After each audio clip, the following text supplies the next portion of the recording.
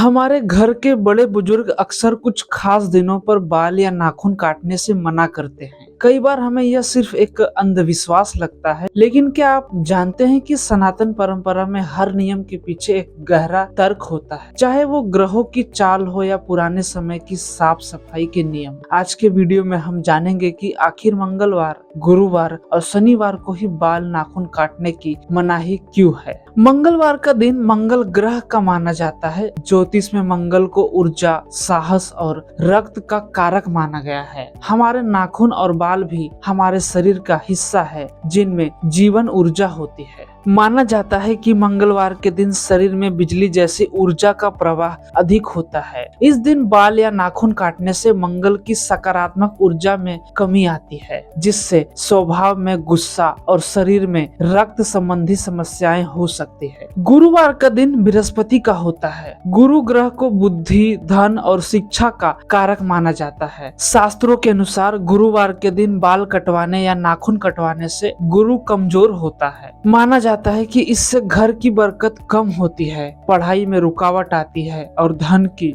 हानि हो सकती है। पुराने लोग कहते हैं कि इस दिन लक्ष्मी घर से चली जाती है, इसीलिए इस दिन सफाई और शरीर के अंगों की काट छाट से बचा जाता है। शनिवार का दिन शनि देव को समर्पित है। ज्योतिष में शनि देव को हमारे शरीर के कैरेटिन, जो नाखूनों और बालों में होता है, उसका स्वामी माना गया है। शनिवार को बाल काटने से शनि देव रुष्ट हो सकते हैं। माना जाता है कि इससे मानसिक तनाव बढ़ता है और आयु पर नकारात्मक असर पड़ता है। इस दिन ग्रहों से निकलने वाली किरणें हमारे शरीर के संवेदनशील हिस्सों पर बुरा प्रभाव डाल सकती है। अब बात करते हैं उस लॉजिक की जो हमारे पूर्वजों ने सुरक्षा के लिए बनाया था। पुराने समय में बिजली नहीं होती थी। रात में या शाम को बाल नाखून काटने से चोट लगने का डर रहता था, इसीलिए खास दिनों को वर्जित कर दिया गया ताकि लोग अनुशासन का पालन करें। पुराने समय में उस्तुरे और कैंचियां आज की तरह स्टील की नहीं होती थी। औजारों को साफ करने और उसकी धार तेज करने के लिए कुछ दिनों का विश्राम रखा जाता था। एक साथ पूरे गांव का बाल कटवाना या गंदगी फैलाना बीमारी का कारण बन सकता था, इसीलिए दिनों को बांट दिया गया था। तो दोस्तों, चाहे आप इसे ग्रहों का प्रभाव माने या अनुशासन का तरीका, ये नियम हमें सिखाते हैं कि हमें अपनी प्रकृति और ब्रह्मांड की चाल के साथ तालमेल बिठाकर चलना चाहिए। हालांकि आज के आधुनिक युग में कई लोग इन्हें नहीं मानते, लेकिन परंपराओं का सम्मान करना हमें हमारी जड़ों से जोड़ता है। क्या आप भी इन नियमों का पालन करते हैं या आपको लगता है कि ये सिर्फ पुरानी बातें हैं?